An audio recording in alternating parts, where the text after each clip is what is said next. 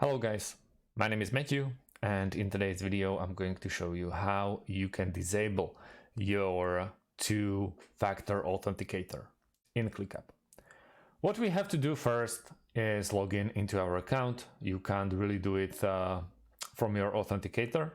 You can't just delete it in your app.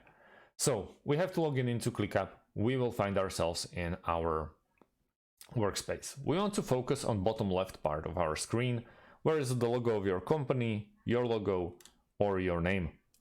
Here we want to go to My Settings, underneath your personal account, not the account of a workspace.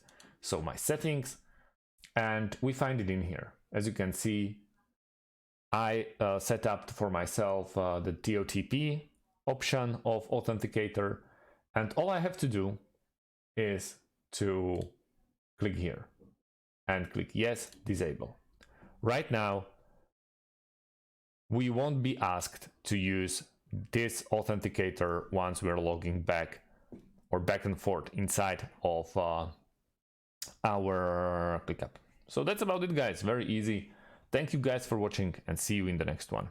Have a great day, and goodbye.